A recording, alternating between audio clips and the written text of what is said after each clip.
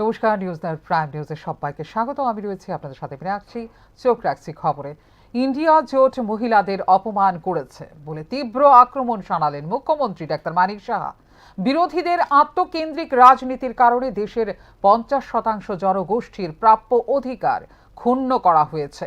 নারীদের রাজনৈতিক ক্ষমতায়নের প্রশ্নে বিরোধীদের অবস্থান জনবিরোধী বলেও মন্তব্য করেন মুখ্যমন্ত্রী ডাক্তার মানিক সাহা।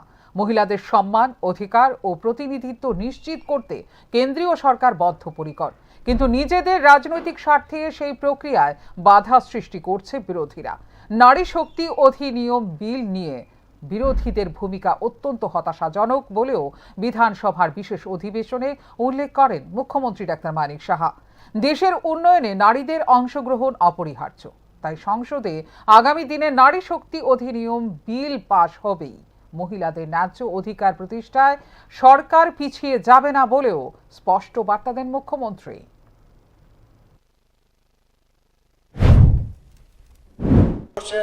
ভবিষ্যৎ এবং তার ভাগ্যকেও কিন্তু বদলে দিতে পারতেন।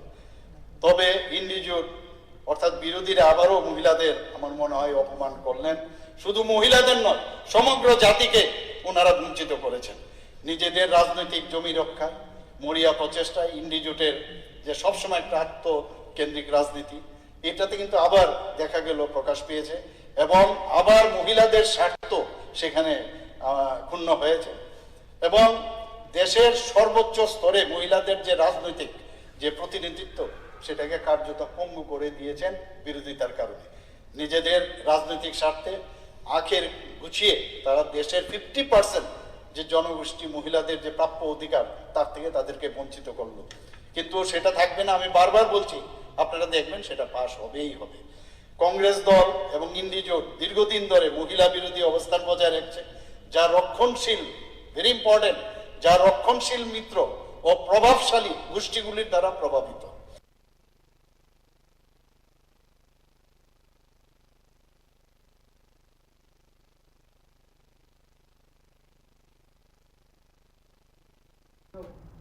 তেত্রিশ শতাংশ নারী সংরক্ষণ বিল নিয়ে ত্রিপুরা বিধানসভার বিশেষ অধিবেশনে বিরোধী দল কংগ্রেস নেতৃত্বাধীন ইন্ডিয়া জোটকে তীব্র আক্রমণ করলেন মুখ্য সচেতক কল্যাণী রায়। মহিলাদের রাজনৈতিক ক্ষমতায়ন মানতে পারেনি ইন্ডিয়া জোট বলে উল্লেখ করেন তিনি। সংসদে নারী ক্ষমতায়ন বিলের বিরুদ্ধে 56 জন মহিলা সাংসদ ভোট দিয়েছিলেন। এতে বিরোধীদের আসল মানসিকতা সামনে এসেছে বলেও এদিনের অধিবেশনে মন্তব্য করেন মুখ্য সচেতক কল্যাণী রায়। মুখে নারী উন্নয়নের কথা বললেও বিরোধীদের কাজে তার প্রতিফলন নেই। নারী নেতৃত্বকে শক্তিশালী করতে পদক্ষেপ নিচ্ছে কেন্দ্রীয় সরকার বলেও মন্তব্য করেন কল্যাণী রায়। সেই ডিলিমিটেশনের ভিত্তিতে এই বিলকে চূড়ান্ত রূপদান অর্থাৎ কার্যকরী করার জন্য প্রয়াস নিয়ে একটা সংশোধনী বিল এনেছেন। আমরা কি দেখলাম, লোকসভায় প্রতিপক্ষ নেতা শ্রী রাহুল গান্ধী মহোদয় এবং ইন্ডি জোট এই বিলের বিরোধিতা করছেন এবং এই বিলের যে বিরোধিতা, এই বিরোধিতা শুধুমাত্র পদক্ষেপ কি হবে, প্রসিডিউরটা কি হবে তার বিরুদ্ধে নয়, সম্পূর্ণ মহিলাদের ক্ষমতা দেওয়ার ক্ষেত্রে 33% মহিলা রিজার্ভেশন তারা মেনে নিতে পারেননি, তারা তার বিরোধিতা করেছেন। 130 জন সদস্য এই ভোটাভুটিতে অংশগ্রহণ এই বিল নিয়ে আলোচনায় অংশগ্রহণ করেছিলেন। তার মধ্যে 56 জন ছিলেন মহিলা সদস্য, যাদের উচিত ছিল এই বিলকে পূর্ণাঙ্গভাবে সমর্থন করা, কিন্তু দুর্ভাগ্যের বিষয় তারা এই বিলকে সমর্থন করেনি।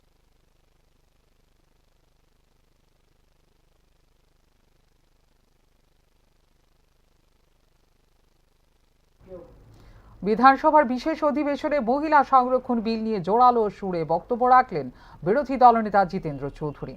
লোকসভার বর্তমান 543টি আসনের মধ্যে মহিলাদের জন্য 33% সংরক্ষণ অবিলম্বে কার্যকর করা উচিত বলে উল্লেখ করেন তিনি। নতুন জনসংখ্যা গণনা, সীমানা পুনর্নির্ধারণ বা আসন সংখ্যা বৃদ্ধির অজুহাতে এই গুরুত্বপূর্ণ সিদ্ধান্তকে বিলম্বিত করা ঠিক নয় বলেও মন্তব্য করেন তিনি। জিতেন্দ্র চৌধুরীর বক্তব্য, দেশের অর্ধেক জনগোষ্ঠী মহিলা হলেও সংসদে তাদের প্রতিনিধিত্ব এখনও কাঙ্ক্ষিত পর্যায়ে পৌঁছায়নি। তাই বাস্তবসম্মত ও দ্রুত সিদ্ধান্ত নিয়ে বর্তমান কাঠামোর মধ্যেই চালু করতে হবে সংরক্ষণ। রাজনৈতিক সদিচ্ছা থাকলে সর্বদলীয় বৈঠকের মাধ্যমে এই ব্যবস্থা কার্যকর করা সম্ভব বলেও দাবি করেন তিনি।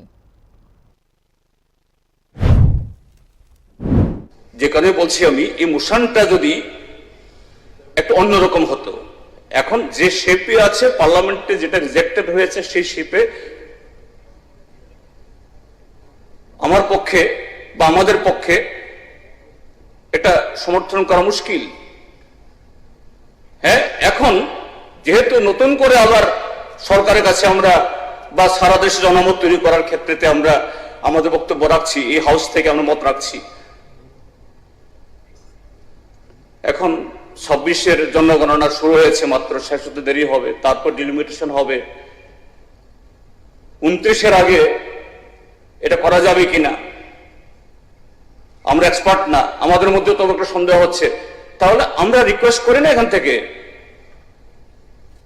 আমরা যদি এতই অ্যাডামান্ট, এতই আন্তরিক, এতই মাতৃশক্তির প্রতি আমাদের মানে কি বলে এই ইচ্ছে, এখন 543 জন যে আমাদের সদস্য আছে তার মধ্যে লাভ হোক না।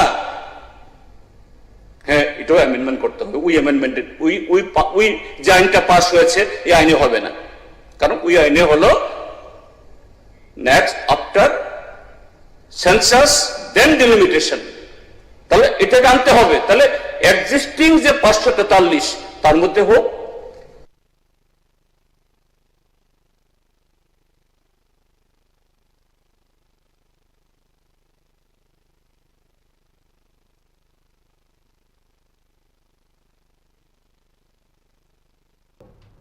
ডিলিমিটেশন ছাড়াই মহিলাদের 33% সংরক্ষণ অবিলম্বে কার্যকরের দাবিতে ত্রিপুরা প্রদেশ মহিলা কংগ্রেসের বিধানসভা অভিযান ঘিরে বৃহস্পতিবার উত্তেজনা ছড়ায় আগরতলায়।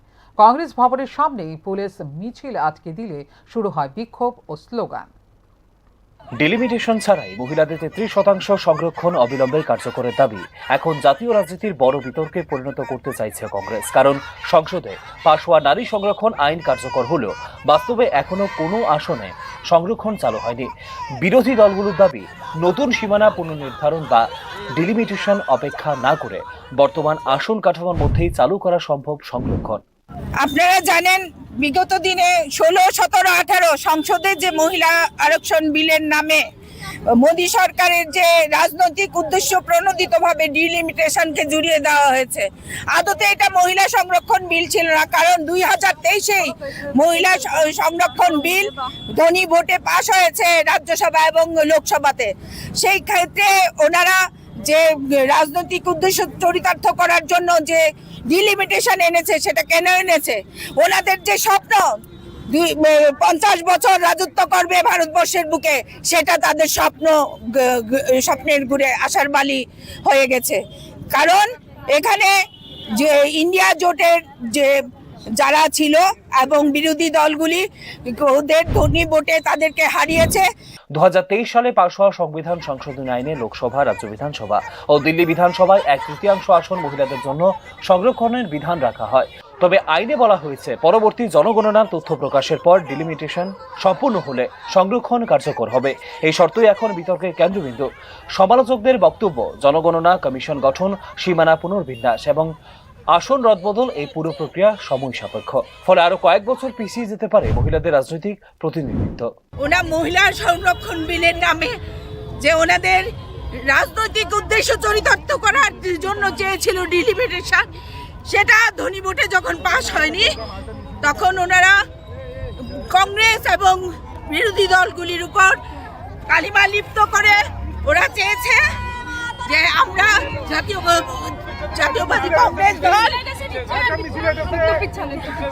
আর পেছনে যাওয়া যাবে না, জাতীয়তাবাদী কংগ্রেস দল মহিলা বিদ্বেষী সেটা প্রমাণ করতে চেয়েছেন, যার উদ্দেশ্যে 18 এপ্রিল নরেন্দ্র মোদীজি ওনার ভাষণে কংগ্রেসকে মহিলা বিদ্বেষী বলার জন্য বারবার কালিমা লিপ্ত করছে।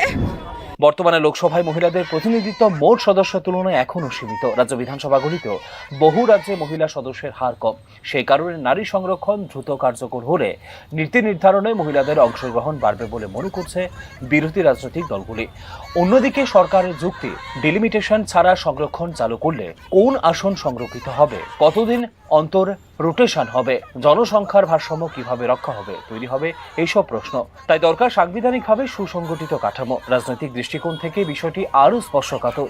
বিরোধীরা বলছে আইন পাশ করেও বাস্তবায়ন বিলম্বিত রাখা হয়েছে। সরকার পক্ষ বলছে দীর্ঘমেয়াদী ও টেকসই কাঠামো তৈরির জন্য এগোতে হচ্ছে ধাপে ধাপে। সার্বিকভাবে বলতে গেলে মহিলাদের 33% সংরক্ষণ এখনই নাকি ডিলিমিটেশনের পর বিতর্কের কেন্দ্র একটাই। আইন রয়েছে, তবে রাজনৈতিক সদিচ্ছা নিয়ে এখন উঠছে প্রশ্ন। Bureau report, news now.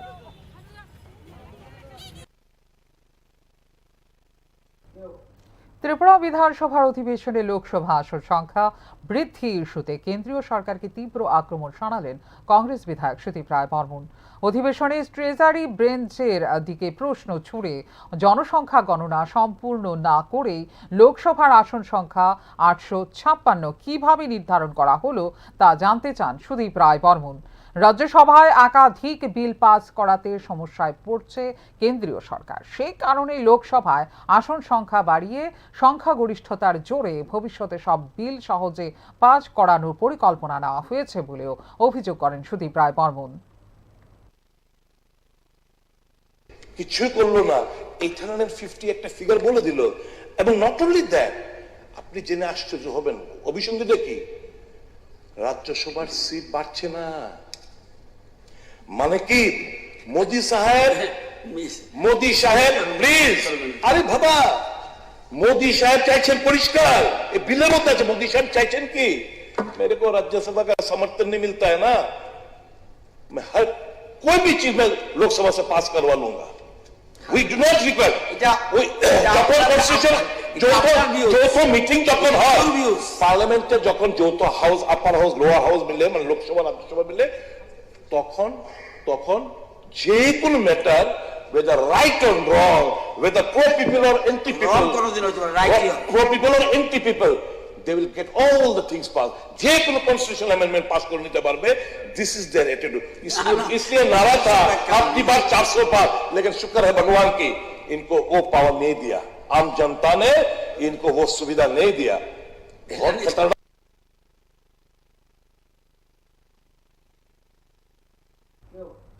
60 লক্ষ টাকা উদ্ধার মামলায় প্রধান অভিযুক্ত প্রাক্তন ডিএফও গৌরব রবীন্দ্র ওয়াঘের পলায়নে তীব্র চাপে ত্রিপুরা পুলিশ।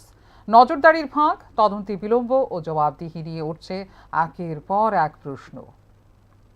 60 লক্ষ টাকা নগদ উদ্ধারের বহুল আলোচিত মামলায় তীব্র চাপে ত্রিপুরা পুলিশ। মামলার প্রধান অভিযুক্ত দক্ষিণ ত্রিপুরার প্রাক্তন ডিএফও গৌরব রবীন্দ্র ওয়াঘ পলাতক হয়ে যাওয়ায় তদন্ত ঘিরে উঠেছে একের পর এক প্রশ্ন। 23 এপ্রিল আগরতলা রেল স্টেশনে মুম্বাইগামী এক যাত্রীকে আটক করে জিআরপিএফ। তল্লাশিতে তার ট্রলি ব্যাগ থেকে উদ্ধার হয় 59,95,500 টাকা নগদ। এত বিপুল অঙ্কের নগদ উদ্ধারে চাঞ্চল্য ছড়িয়ে পড়ে। জিজ্ঞাসাবাদে ওই টাকা তাকে দিয়েছিলেন তার ভাগ্নে গৌরব রবীন্দ্র ওয়াঘ বলে জানান আটক ব্যক্তি রাজেন্দ্র চিন্তামন কঙ্কচিলা।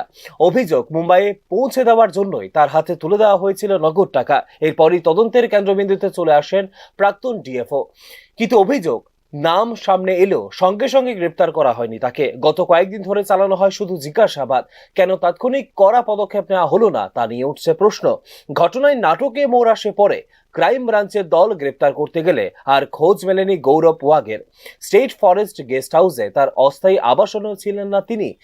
অরণ্য ভবনেও মেলেনি সন্ধান। অভিযোগ, তদন্তকারীদের বিভ্রান্ত করতে মোবাইল ফোন চালু রেখেই সড়ক পথে পালিয়ে যান তিনি। ফলে পুলিশের নজরদারি ব্যবস্থা নিয়ে শুরু হয়েছে তীব্র সমালোচনা। এত বড় মামলার অভিযুক্ত কিভাবে শীর্ষ পুলিশ কর্তাদের নজরে এড়িয়ে পালালেন তা নিয়ে প্রশাসনিক মহলেও রয়েছে চাপা ক্ষোভ। সমন্বয়ের অভাব, গাফিলতি না অন্য কোনো প্রভাব, দাবি উঠছে সব দিক খতিয়ে দেখার। এদিকে সহ অভিযুক্ত রাজেন্দ্র চিন্তামন পুলিশের হেফাজতে রয়েছেন। তাকে 4 মে পর্যন্ত পাঠানো হয়েছে রিমান্ডে। নগদের উৎস, সম্ভাব্য ঘুষ লেনদেন এবং আরো কারো যোগ আছে কিনা তা জানতে চলছে জেরা। মামলায় প্রয়োজন করা হয়েছে ভারতীয় ন্যায় সংহিতা ও দুর্নীতি প্রতিরোধ আইনের একাধিক ধারা। ফলে এটি শুধুমাত্র নগদ উদ্ধারের মামলা নয়, বড় দুর্নীতি চক্রের ইঙ্গিত বলে মনে করছে তদন্তকারী দল। এখন পুলিশের সামনে 2 বড় চ্যালেঞ্জ। প্রথমত, দ্রুত পলাতক প্রাক্তন ডিএফওকে গ্রেপ্তার করা। দ্বিতীয়ত, এই পলায়নের দায় কার তা স্পষ্ট করা। এটি কি শুধুই ব্যর্থতা নাকি বড় প্রশাসনিক ফাঁক, তা নিয়ে প্রশ্ন সাধারণ মানুষের। Bureau report, news now.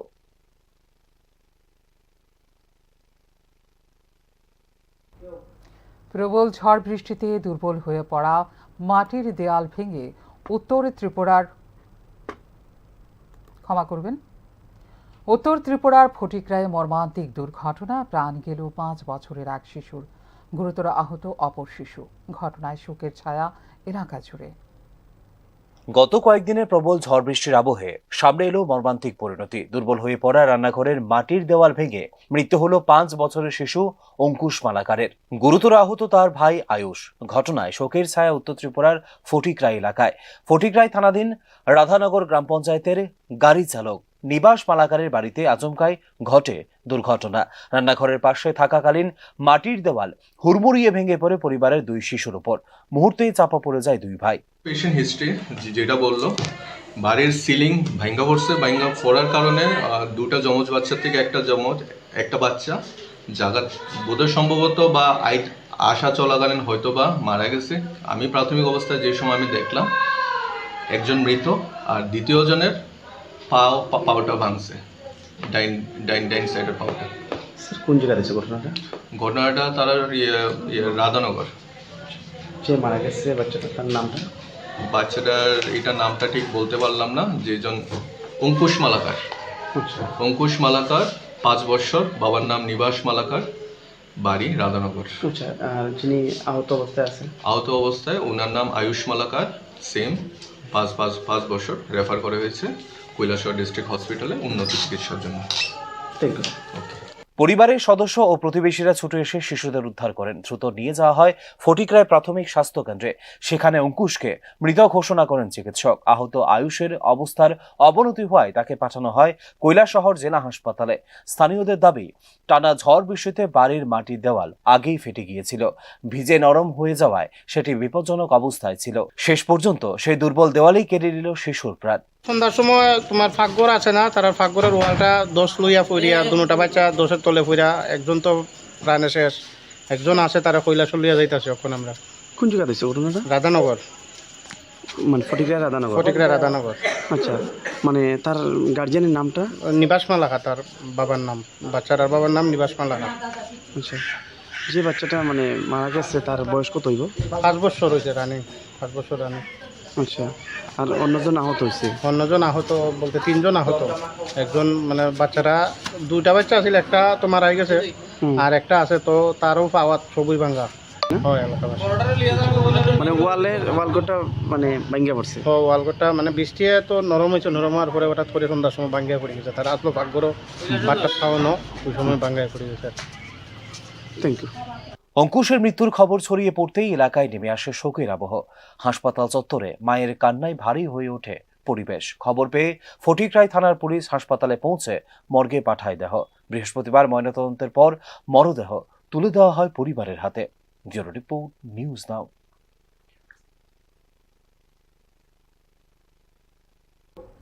এখনকার মতো এই মুহূর্তের সংবাদ এই পর্যন্তই। অন্যান্য আপডেটস দেখার জন্য অবশ্যই নজর রাখতে হবে নিউজ নাওর পর্দায়। নমস্কার, শুভরাত্রি।